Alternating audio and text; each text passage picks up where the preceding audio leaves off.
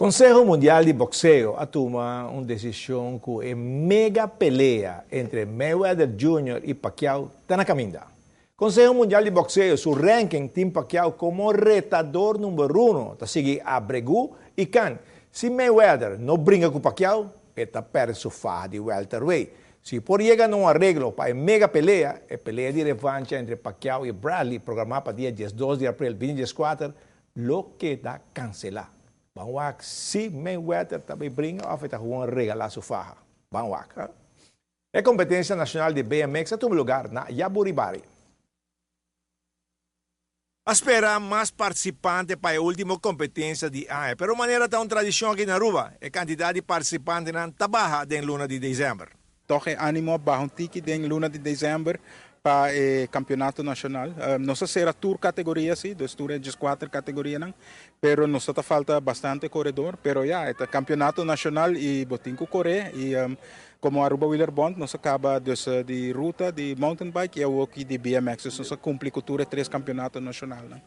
BMX, eu uso trando duro com satisfeito com 2013?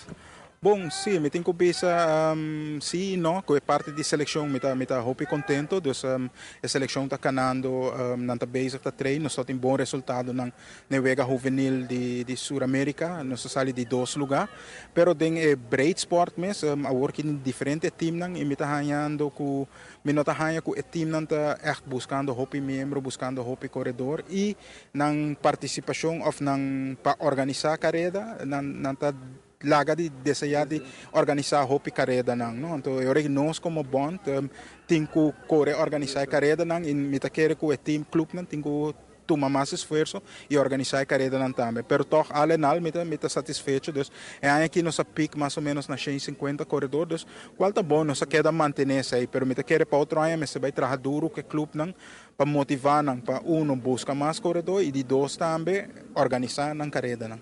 Aruba Wheeler Bond está contente com o crescimento do ciclismo em 2013.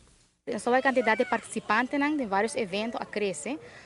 Disciplina de mountain bike a crescer, de road bike nós a crescer hobby com o grupo de jeugd, dus se está hobby bom, se está percurar para nós ter mais corredor de nível elite para aí não bem e BMX também a crescer hobby, dus seguro nós está o segundo nível internacional está seguir subir, está criar uma expectativa mais grande para esse local também seguir praticar deporte, dus nós está com crescimento seguro da quantidade de participantes. Você não de Wheeler Bond satisfeito com 2013? Sim, satisfeito, pero seguro mais hobby caminha para improve e pensei nós seguir para 2024 também para ter mais melhoração e para nós seguir crescer e seguir desenvolver como deporte.